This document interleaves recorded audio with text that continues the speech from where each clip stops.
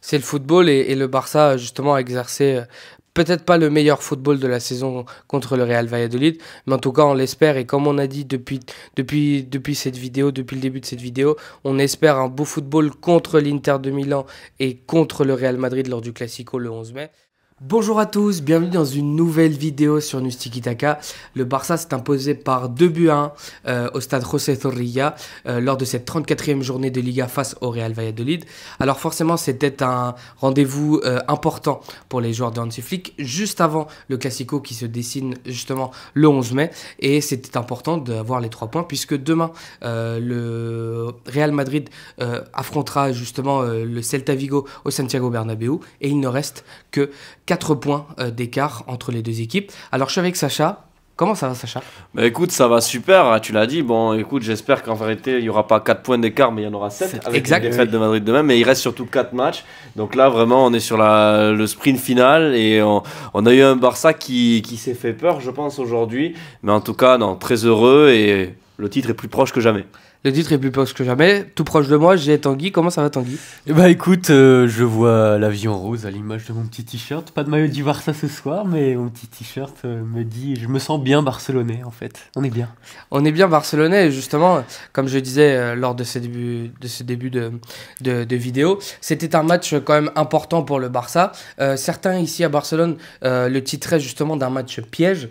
C'était un match justement où on attendait des joueurs qui n'étaient pas habituellement titulaire. C'est le cas de Ansu Fati, c'est le cas de Hector Ford. Il y en a eu 2-3 aussi qu'on va évoquer. Alors moi, je veux commencer par un peu une vue générale. Comment est-ce que vous appréhendez ce match? Est-ce que vous êtes quand même surpris? Et je pense que oui, de justement la difficulté dans laquelle nous a mise quand même le Real Valladolid. Quand même, sur le début de match et disons jusqu'à ce but justement je l'ai plus le but de Rafinha, c'était quand même compliqué pour ce Barça. Justement, comment expliquer ce petit doute au début? Compliqué oui et non en réalité parce que bon, ils sont chez eux, ils sont déjà relégués et forcément ils avaient à cœur, je pense, de face aux futurs champions, on l'espère, se régaler leur public. Ils ont un ballon qui finit au fond, qui est contré dès la 5e minute, parce que Ter Stegen se trouve complètement aussi.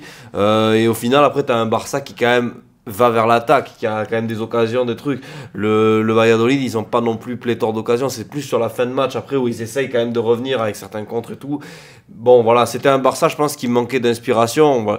Ils l'ont très bien dit dans les commentaires de la Cadena Ser. En fait, vous avez des joueurs qui ont joué ce match. Sur 11 joueurs alignés par Flick, il y en avait 5 qui jouent pratiquement jamais. Donc je pense que c'était surtout ça aussi qui a fait la différence. Pau Victor, Ansu Fati, Hector Ford, voilà, c'est des joueurs qui sont dans cette... Dani Rodriguez aussi qui montait de la baie. Donc voilà, je pense qu'il fallait être indulgent par rapport à ça. Ils n'avaient pas non plus forcément le rythme.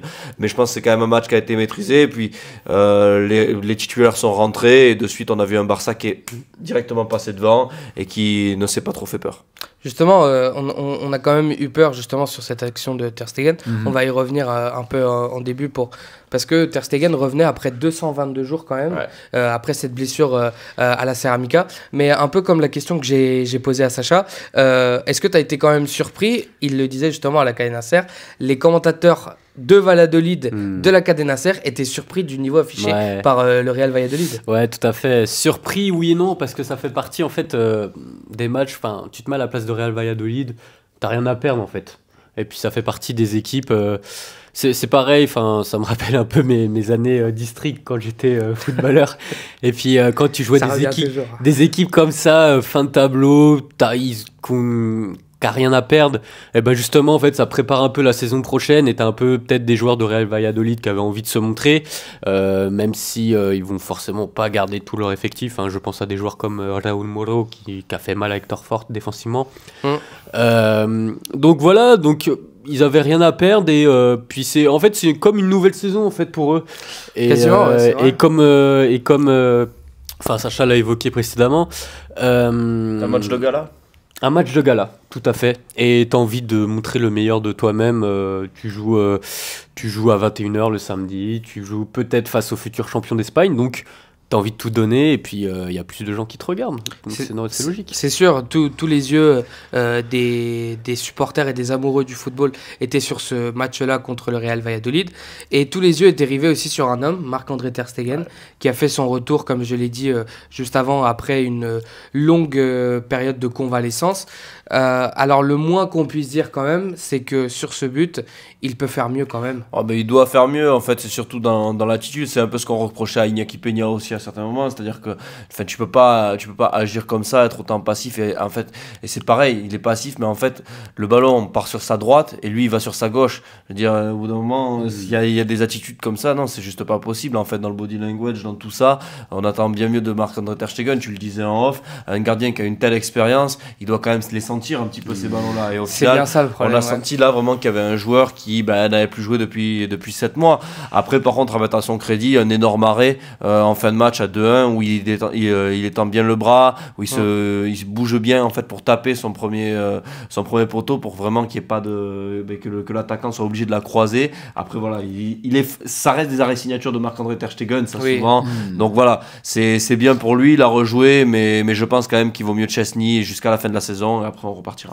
Oui, et comme disait Sacha, peut-être un début de match qui justement montre qu'il a eu toute cette période de convalescence, Tanguy. Ouais, et à la rigueur, j'ai pas envie de tout mettre sur le dos de cette convalescence parce que avant même sa blessure, Ter Stegen a eu en fait des attitudes comme ça où il se prend des buts, des moments d'égarement. Exactement. En fait, tu me coupes l'herbe sous le pied. Et non, en fait, tu vois comme, enfin, t'as son attitude en fait le trahit parce que tu vois qu'il peut mieux faire et en fait, il se donne battu d'avance et c'est pas la première fois qu'il le fait. Il a déjà fait la saison d'avant encore. La saison encore d'avant, il avait été énorme, ça je n'oublie pas. Mais voilà, il y a ces actions où il peut mieux faire et il se fait battre comme ça. Il peut mieux faire et pour moi, il doit mieux faire parce que justement, avant ce match contre le Real Valladolid, même si la question ne se posait pas, on avait posé la question à Hansi Flick en conférence de presse de savoir est-ce que Marc-André Ter Stegen serait disponible pour une possible finale de Ligue des Champions. Hansi Flick a confirmé qu'il n'y avait pas de débat par rapport à Chesney. Après, il a comme aime Hansi Flick, il a dit bon on verra, mais tout le monde dans la conférence de presse a compris que le premier message était le bon, on va dire, voilà. et que Ter Stegen ne serait pas titulaire lors des prochains matchs. Je dis prochains matchs parce qu'il y a ce match lors du Classico et justement le match contre l'Inter de Milan. Il rentrera peut-être si le Barça justement est sacré champion et il donnera peut-être quelques minutes sur les derniers matchs. Mais en tout cas, non, Marc-André Ter Stegen, c'est dommage parce que on le disait un peu dans ce qui était le début et on revient souvent à ce premier match, ce Gamper, on revient souvent parce que il y a eu quand même pas mal de choses qui ont été dites et on sentait justement dans le discours de Marc-André Ter Stegen que oui, c'est le capitaine cette saison, oui, il pouvait être important, au final il est blessé. Et là, je suis désolé, mais sur ce but-là, il te coûte... c'est une entame de match que tu ne peux pas réaliser. Ouais. Autant tu ne peux pas encaisser le but que tu avais encaissé justement contre l'Inter de Milan dès la première minute d'ailleurs. Voilà. Et là, tu ne peux pas encaisser ce but non plus, je pense, de la part de Marc-André Ter Stegen. Vous avez parlé je crois que c'était Tanguy qui a parlé de Hector Fort. Alors forcément, c'était une nouveauté dans ce 11.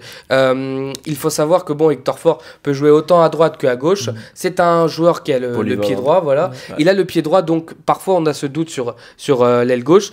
Comment tu l'as trouvé justement ce match d'Hector Fort? En fait, il a fait du Hector Fort, c'est-à-dire qu'il a failli marquer un but magnifique, splendide, vraiment, magnifique. Où c'est une action de génie avec la talonnade de Lamine Yamal, encore toujours lui.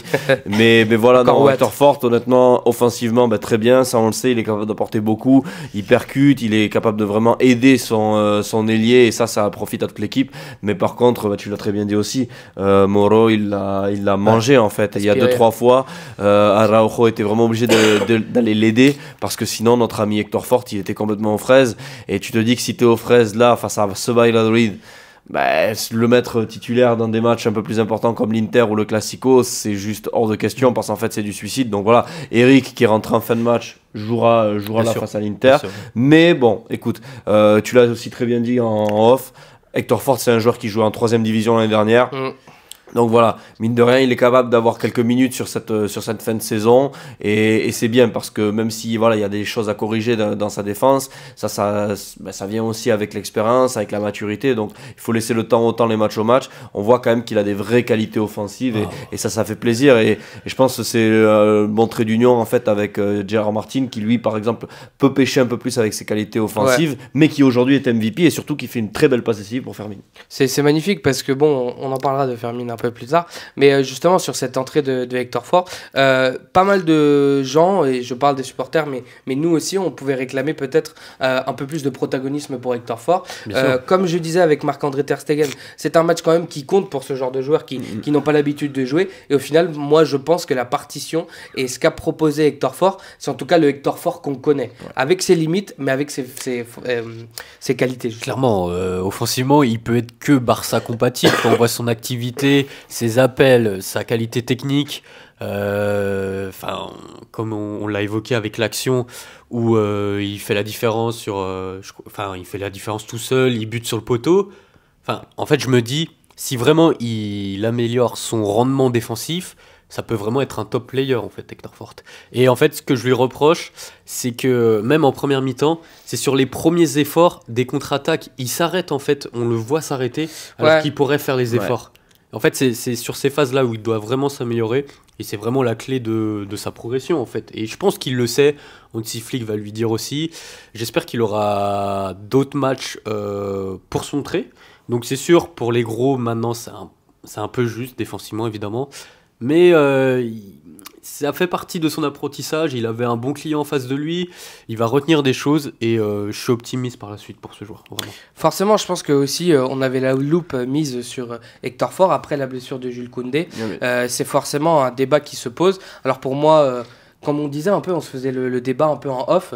Alors ce sera soit Araujo, soit Eric Garcia. Ça dépend ce que va prioriser, je pense, Hansi Flick. Moi, je pense que ce sera Araujo et Eric Garcia. Oui, mais je dis sur le côté droit. Non, bien sûr. Mais je pense que ce seront les latéraux. Et je pense que ce sera Eric Garcia. C'est Eric Garcia qui est rentré pour suppléer Koundé qui était blessé. C'est lui qui a fait le match face à l'Inter. Il a été bon dans ce domaine-là. Donc pour moi, il n'y a même pas de doute. En fait, c'est Eric Garcia. Et tu n'as pas peur quand même de Araujo sur les relances à gauche? Ah, bien sûr que si. Mais bon, après, le problème, c'est que tu as Gérard Martin. Et Gérard Martin, alors aujourd'hui il est MVP et il fait cette belle passe décisive et franchement il fait un match assez intéressant, mais face à une équipe de Valladolid, on a vu ce que ça a donné au Montjuic face à l'Inter, c'était très très très compliqué.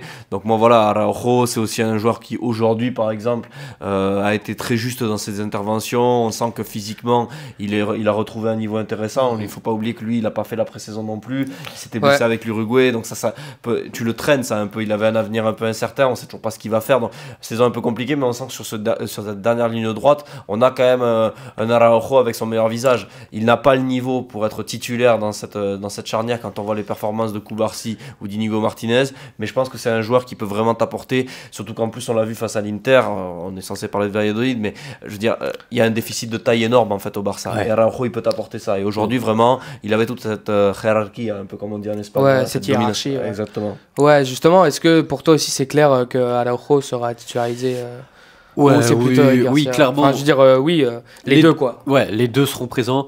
Et en plus, il y a beaucoup de coffres en face, donc il va falloir contrer le tout. Et on sait que par le passé, Araujo en tant que latéral, certes, il avait été aligné à droite face à Vinicius, mais il peut contenir en fait ces joueurs qui peuvent faire la différence. Et on le sait qu'il est capable. Et on le voit aussi, il revient très bien. Donc, en tant que latéral, on le sent capable, vraiment, Araujo face à l'Inter. Comme vous avez vu, hein, on est obligé quand même de parler de ce match de l'Inter. Ce sera vraiment le match le plus important de la saison pour le Barça. Le Classico l'est aussi, mais disons que c'est tout à fait différent parce que le Barça a envie de remporter cette Ligue des Champions. Et le Barça va avoir au moins 4 points d'avance, c'est-à-dire que alors évidemment il faut le gagner ce Classico, ça te mettrait quasiment champion, voire peut-être que ça le serait carrément, mais au moins tu peux te dire que l'Inter tu perds, tu passes à la trappe. Oui. Le Classico tu le perds, tu restes devant. Voilà, c'est ça exactement. Et bon, comme je disais, ce match contre l'Inter va être important. Et justement, dans ce 11, encore une fois, on retrouvait Pedri, qui était quand même un peu l'alarme qui nous qui pouvait ne pas nous rassurer justement sur ce 11, parce qu'on se disait, bon, il a quand même beaucoup de minutes dans les jambes, Hansi Flick le titularise quand même, et au final, le pacte était quand même, on l'a entendu la Nasser, hein, c'était qu'il joue les 45 premières minutes, et qu'ensuite il soit remplacé. Alors, je pense que sur la première mi-temps, c'était pas la meilleure du Barça, mais je pense que Pedri a quand même. Il y a cette passe, non? Il y a cette passe qui justement est très importante. Et justement, je pense que le Barça avait vraiment besoin quand même de cette créativité de Pedri. Est-ce que c'était justement peut-être un peu trop risqué ou c'était juste ce qu'il fallait faire? Non, je pense que c'était pas risqué. Voilà, il se sent en forme. Ils avaient pacté 45 minutes et moi je voudrais juste faire mes éloges en fait à la lucidité de Flick, parce que il y a beaucoup d'entraîneurs qui auraient dit bon maintenant vas-y on va pousser parce qu'il faut vraiment gagner. On y va, on les fait jouer 60 minutes. Non, peu importe, les résultats vont dans ton sens ou pas. C'était 45 minutes, on prend pas de risque. Bon ben voilà, et ça fait confiance à qui? Ça fait confiance à Frenkie de Jong. Frenkie de Jong qui fait aussi une très très bonne deuxième mi-temps. Donc on voit aussi que Pedri peut être aussi suppléé. Tu l'as très bien dit. Il a eu des passes qui ont été très importantes en première période, des récupérations aussi. Donc voilà, de toute façon Pedri on le connaît, il est toujours bon. Donc il a fait sa première période. C'est vrai que c'était un Barça qui était un peu moins créatif qu'en seconde. Lui il a dû jouer avec des joueurs qui justement, comme on l'a dit en début de vidéo, ne jouaient pas trop cette saison, mais il a fait son match, voilà, aucun problème. Il a un peu de rythme pour l'Inter. Il s'est pas mis dans le rouge. 45 minutes c'est parfait. Et comme on l'a dit, pour Fermin et pour Frenkie de Jong, c'est aussi très important de, même sans Pedri, arriver à faire gagner ce Barça, parce que c'est une équipe et ils savent qu'il y a des leaders techniques sur chacune des lignes, mais pour eux aussi c'est important de se dire on l'a fait entre nous aussi. Oui, c'est sûr. Forcément, quand on parle de Pedri, je suis obligé de poser la question à Tanguy. Et c'est bien que Sacha dise en fait le rôle aussi de Fermin et Frenkie qui arrivent à gagner sans Pedri, parce qu'au début, quand tu regardes cette compo d'équipe, tu vois Pedri. Là, tu te dis, ah oui, c'est vraiment le maître à jouer de ce Barça dont Hansi Flick ne peut pas se passer. Et en fin de compte, oui, il fait une première période à son image, hein, tout à fait honorable. Il y a cette bonne passe pour Ansu Fati que j'ai en tête, qui fait une bonne frappe. Ansu Fati, le gardien nous sort une bonne frappe. Et oui, Pedri égale à lui-même. Et je salue encore la bonne gestion d'Hansi Flick, parce que moi, je craignais une blessure ou quoi que ce soit. Hein. On l'a vu avec Dani Rodriguez. Ça va vite, hein, Dani Rodriguez, son épaule qui se déboîte. Pareil, à Valladolid, t'avais ce fameux défenseur rude Anouar qui laissait un peu traîner ses pieds. Donc tu dis, même un Silla un peu maladroit devant qui s'est pris un carton jaune aussi sur une faute, je sais plus sur quel joueur. Je crois. C'est peut-être. Non, c'est pas avec Araujo. Il me semble que c'est sur Fermin. Oui, c'est ça, sur Fermin. Okay. Et donc tu vois les pieds qui traînent et tu te dis, si c'est sur Pedri, imaginons qu'il y a. Oui, forcément. Qu'il y a une blessure, ce serait catastrophique pour l'Inter. Et donc non, c'est pour ça, on salue parfaitement la gestion de Flick encore sur ce coup-là. C'est magnifique, parce que je pense que sur cette gestion, justement, le plan de A à B, enfin de A à Z a marché pour ce Barça, parce qu'au final, tu as les 3 points, c'est le plus important. Alors forcément, la victoire n'est pas... Petite ombre au tableau quand même, la blessure de Gavi. Oui, on va en parler, vous inquiétez pas, mais c'est surtout, moi je voulais souligner, comme vous avez dit tous les deux, le travail de Flick, justement la préparation de ce match, et surtout l'entrée de Fermin dans ce 11, parce que encore une fois je trouve que Fermin a fait un match vraiment à la hauteur de performance que l'on connaît. Alors forcément il n'a pas pu marquer aujourd'hui, mais il a été très important dans le cœur du jeu. Il est arrivé justement à casser ces lignes là, chose qu'il arrive très bien à faire, des contrôles orientés, des bonnes passes, de la pression, justement de la percussion, de l'agressivité dans le bon sens du terme. Tout ça a été réuni pour Fermin, qui a fait aujourd'hui une bonne partition quand même. Il a fait une très bonne partition, c'est quand même lui qui donne la victoire avec son but, donc ça c'est vraiment top. Un très bon service de Gérard Martin, et lui vraiment la frappe qu'il met. Et j'ai envie de repenser à certains débriefs qu'on faisait, et en fait il y a eu certains matchs où il loupait ce genre de frappe, Fermin. Il avait plus cette capacité à finir les actions comme ça, et là il l'a retrouvé au meilleur des moments. Il l'a retrouvé aujourd'hui où il fallait vraiment mettre ce but, et donc ça c'est bien aussi. On sent un joueur qui est un peu plus en confiance, on sent un joueur qui a vraiment un coffre physique qui est assez important, parce qu'il n'a pas arrêté de cavaler, comme tu l'as dit, de la première à la dernière minute. Et non, vraiment Fermin, c'est une valeur sûre de ce Barça, et c'est vraiment un joueur, si tous les joueurs pouvaient avoir la mentalité de Fermin et de toujours aller au charbon en permanence, on aurait un Barça encore meilleur, même si ce Barça est très bon. Voilà, moi je me suis régalé du match de Fermin. Il a été un excellent complément pour ses collègues collègues au milieu de terrain et aussi une très bonne arme offensive. Oui, je suis désolé, hein, j'avais dit qu'il n'avait pas marqué, mais ce que je veux dire, c'est qu'il ne marquait pas et aujourd'hui, il a marqué parce que c'est quelque chose qu'on n'avait pas retrouvé chez Fermin et qui, au final, aujourd'hui, donne quand même les 3 points. Est-ce que, justement, sur ce rôle de Fermin, on a dit, justement, ce que j'ai dit, on ne s'attendait pas à peut-être voir un Fermin aussi bon, je trouve, mais au final, il est quand même là et il arrive à performer. Ouais, clairement, il a apporté ce dynamisme en fait. En première mi-temps, tu voyais beaucoup de ballons aussi qui passaient par Fermin. Il essayait de trouver ces petites combinaisons intéressantes dans l'axe. Et ce que j'aime bien aussi avec Fermin, c'est que à un moment donné dans la saison, je me suis dit peut-être que c'est le genre de joueur que tu peux juste faire rentrer en cours de match. Et là, aujourd'hui, il m'a montré que du A à Z, il fait une grande partition, vraiment c'est magnifique parce que justement, c'est ce qu'on lui demandait dans le 11. Et comme je le disais, lui, il fait partie de ces joueurs qui, forcément, n'arrivent pas tout le temps à être titulaire. Alors, cette saison, dans des matchs importants, il l'a été, hein, notamment ce match contre le Bayern Munich, si je ne me trompe pas. Et justement, il était au rendez-vous, mais c'est vrai que devant des Gavi, peut-être, il n'est pas préféré. Alors justement, on va parler. Justement, non, mais ce que je veux dire, c'est que dans le cœur justement des supporters, peut-être, il n'a pas toute cette importance. Il est quand même, enfin, je veux dire, Pedri, Gavi sont quand même 2 joueurs qui, je pense, au niveau de la popularité, au niveau de la cote, ils n'ont pas la cote que peut avoir Fermin. Moi, encore une fois, je salue la performance de Fermin. Vous savez que j'adore ce joueur. Sur Gavi, ça peut être inquiétant. Est-ce que... je pense que c'est, encore une fois, c'est ces blessures chroniques que tous les footballeurs ont en fin de saison, voilà, quand ils sont crevés, derrière la cuisse. Donc, je ne m'attends pas à un temps de repos, un temps de convalescence inférieur à 3 semaines. Pour moi, voilà, il reviendra pour une finale de Ligue des Champions si le Barça y va. Mais le Barça aura, je l'espère, gagné le titre avant qu'il ne revienne. Voilà, on le sait, hein, ce genre de petites blessures comme ça, sur une reprise d'appui, un petit mouvement vif, hop là, biceps fémoral. Espérons que ce ne soit pas une blessure, une rupture et juste une lésion. Il prend 2-3 semaines et puis voilà. C'est sûr que c'est dommage parce que alors ça coïncide avec un retour à l'entraînement collectif comme on l'a vu hier de Marc Casado, donc l'un dans l'autre tu restes au nombre dans le milieu de terrain, mais c'est clair et net que c'est une cartouche encore une fois de moins pour Flick. En début de journée on a appris aussi que Pablo Torre avait des douleurs au genou, alors il joue pas beaucoup, d'accord, mais voilà, on sent quand même que les joueurs ils sont vraiment sur la corde, ils en peuvent plus, ils sont épuisés, et même s'il y a beaucoup de précautions qui sont prises, des fois les blessures elles sont inévitables parce qu'il faut continuer à jouer. En tout cas voilà, Gavi c'est un battant et on espère avoir le retour le plus rapidement possible. Le plus rapidement possible, et le calendrier justement comme on a dit déjà depuis le début de cette vidéo va être très intense. Forcément Gavi aurait fait du bien dans ce calendrier. Alors comme tu dis, je pense il ne sera pas présent, c'est dommage pour le Barça, c'est dommage aussi pour lui je pense parce que justement la saison dernière forcément il était blessé et on a vraiment retrouvé cette saison le Gavi qu'on voulait retrouver, et là il se blesse on va dire au pire moment de la saison, et c'est vraiment, pour lui, c'est vraiment, je pense, quelque chose de très important, et il doit être extrêmement déçu justement de ce truc-là. Alors forcément, on va voir, hein, comme tu disais, s'il arrive à une potentielle finale de Ligue des Champions, on verra tout ce qui se passe, mais en tout cas, Gavi peut être important quand même. Oui, et c'est dommage. En fait, cette blessure, ça me surprend oui et non, parce que tu reviens des croisés et en fait, c'est pas anodin. Il a tellement forcé pour son retour, tout ça, même si voilà, le staff médical avait pris ses précautions.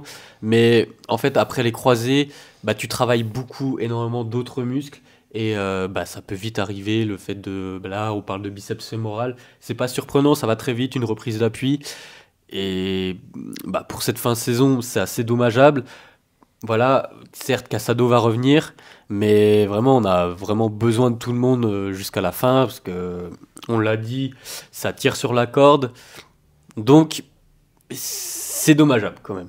Parce qu'on sent quand même la fin de saison pour Gavi, quoi. C'est sûr, et je pense que aussi Gavi avait aussi ce petit truc de rejouer un classico peut-être et de continuer à être performant. Aujourd'hui, je veux parler aussi d'un autre joueur, c'est Ansu Fati, parce que tu as parlé de Dani Rodriguez. Alors, une entrée, je pense, qui a été assez bonne de Dani Rodriguez. Et ensuite, il y a eu l'entrée de Lamine Yamal et tout ça. Mais sur Ansu Fati, encore une fois, un match bof. Moi, je l'ai trouvé bon, mais j'ai envie de voir marquer Ansu Fati. Je suis déçu, je suis désolé. Le gardien...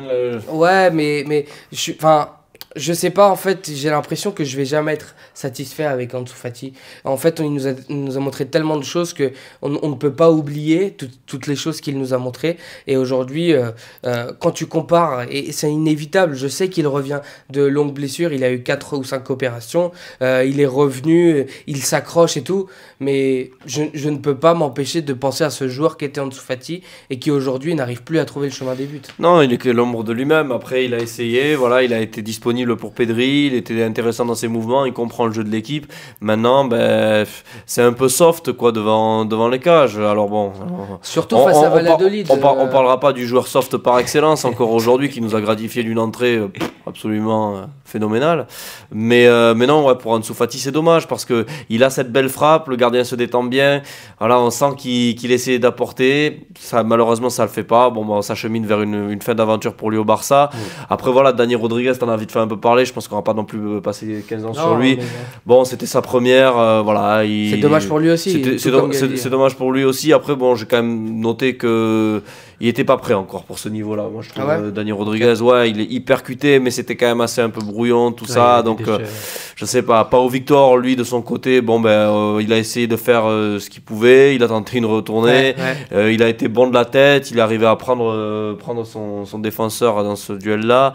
Donc voilà, on sent que c'est un attaquant qui est intéressant. Voilà, c'est la 3e cartouche en tant que numéro 9. Et franchement, bah, quand tu penses que si tu as 3 numéros 9 dans ton effectif et que c'est lui ton 3e, bon, bah, ça veut dire que tu as quand même pas mal de niveau là aussi. Je pense que c'est un joueur qui peut t'apporter vraiment dans ce genre de match-là. C'est dommage qu'il n'ait pas marqué. Et pour revenir vraiment sur Ansu, qui était l'objet de ta question, c'est sûr que voilà, on est toujours un peu déçus, on reste sur notre faim et je pense que lui aussi, mais bon, quand les choses veulent pas, ben elles veulent pas. Déçu aussi Tanguy, quoi. Forcément, et bah, en fait, il est trop tendre et je me dis qu'en face, c'était que le dernier de cette Liga, donc ça déjà relégable et déjà condamné. Et j'ai envie de dire, oui, Ansu aussi est condamné à quitter le navire barcelonais, malheureusement, parce qu'il nous a procuré tellement de plaisir. Mais je pense que oui, il est temps pour lui de faire ses voiles et de larguer les voiles, je veux dire, et prendre un défi qui... Je pense qu'il peut réussir dans un autre club où toute la confiance lui est due. Voilà, je pense pas que Hansi Flick lui fasse entièrement confiance, et c'est normal au vu de l'effectif qu'il y a à Barcelone. Mais c'est un effectif qui va aller en finale de Ligue des Champions. Exactement. Il n'y a pas de cadeau. Et tu as Rafinha qui rentre et c'est Rafinha qui marque. Et c'est tout à fait. Voilà, c'est ça. En fait, c'est ça. En fait, tu vois vraiment la différence entre les deux aujourd'hui. Ouais. Et donc Ansu Fati, oui, c'est assez. C'est réaliste. Enfin, tu vois, enfin la situation parle d'elle-même.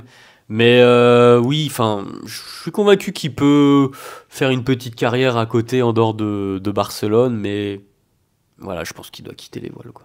On sent quand même des mots d'adieu, hein, je m'inclus, pour Ansu Fati. Et bon, pour revenir un peu sur une note plus positive, l'entrée de Lamine Yamal, encore une fois, aujourd'hui, je veux dire... Festival. Mais en fait, on se répète à tous les débriefs et on ne fait que s'émerveiller face à un joueur qui n'a que 17 ans, mais qui prouve qu'il a un talent hors du commun et qu'il est justement le joueur décisif quand même dans cette équipe. Alors... Justement, lors de cette saison, on a parlé énormément des ballons d'or, de si c'était Pedri, de si c'était Lamine Yamal, Rafinha, il y a eu Lewandowski aussi dans le tas. Mais enfin, moi, je suis désolé, mais Lamine Yamal, quand il rentre, c'est quand même quelque chose de différent, ce Barça. Ouais, il rentre en plus sans s'être réchauffé. Voilà, il est dans l'urgence, donc on peut se dire que ça va être un peu compliqué et tout ça. Non, en fait, dès le début dès ses premiers ballons, en fait, on a senti qu'il était complètement différent du reste des autres. Il a apporté beaucoup de créativité au Barça et en seconde période, il nous a régalé avec plein de roulettes, des techniques fantastiques. Magnifique. Donc voilà, c'est un joueur complètement différent. On espère le voir mardi à un tout autre niveau, comme il avait pu le montrer face à l'Inter, parce que c'était vraiment un niveau ballon d'or. Et c'est vrai que c'est un joueur où on se dit qu'il va en gagner 4 ou 5 et c'est vraiment fantastique de le voir aussi impliqué face à Valladolid et impliqué face à l'Inter. Voilà, il a faim, il a envie de tout manger, il a envie de battre chacun de ses adversaires, de se régaler et il nous régale. Et honnêtement, non, voilà, j'ai pas grand chose d'autre à dire sur Lamine à part que c'est vraiment fantastique. Alors nous, oui, aujourd'hui on s'est régalé puisqu'on a mangé aussi des galettes bretonnes, mais en plus des galettes bretonnes, on a justement, comme tu dis, profité de ce match de Lamine Yamal. Est-ce que tu as encore faim, toi, ou est-ce que Lamine Yamal a quand même occupé toute ta faim. Ah bah, une bonne partie. Non, quand même, c'est extraordinaire, Lamine, 17 ans, on l'a déjà dit.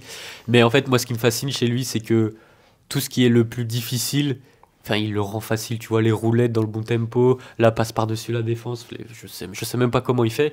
Et parfois, même le plus facile, tu vois, il a cette réalisation devant le but, il a 2 mètres du but, tu dis, bon, il va la mettre, et non, il bute sur le défenseur. En fait, c'est ça, c'est assez marrant avec Lamine, mais je peux même pas lui en vouloir sur cette action parce que enfin, il nous procure tellement d'émotions et de sentiments quand tu le vois jouer. C'est le football, Lamine, tout simplement. C'est le football et le Barça, justement, a exercé peut-être pas le meilleur football de la saison contre le Real Valladolid, mais en tout cas, on l'espère. Et comme on a dit depuis cette vidéo, depuis le début de cette vidéo, on espère un beau football contre l'Inter de Milan et contre le Real Madrid lors du Classico le 11 mai. Aujourd'hui, on va dire que c'est les 3 points qu'on retient, parce que justement, comme tu disais, le Barça a 4 points. On espère justement la victoire du Celta Vigo demain face au Real Madrid de Santiago Bernabéu, qui nous donnerait 7 points d'avance pour aller chercher cette Liga et pour préparer encore mieux ce Classico qui, comme je dis, se trouve le 11 mai. Alors, je pense qu'on a fait le tour sur ce qu'a été ce match. Encore merci à tous de regarder les vidéos, les débriefs. Comme le disait Sacha, et je le redis dans ces vidéos, les commentaires, on arrive à les répondre. Ça nous fait extrêmement plaisir de vous répondre en commentaire, de lire aussi vos avis, parce que nous, on a 3 avis, des fois parfois différents, parfois complémentaires, parfois qui se rejoignent. Et avoir d'autres avis aussi, c'est important pour nous. Je pense que tout le monde gagne. Vous avez 3 avis et nous, on a tous vos avis dans les commentaires et c'est très important justement pour nous ces commentaires. Donc merci encore une fois à tous. Merci à toi Sacha. Merci à toi Tanguy. Comme d'habitude, Bisca le Barça et Bisca News Tiki Taka.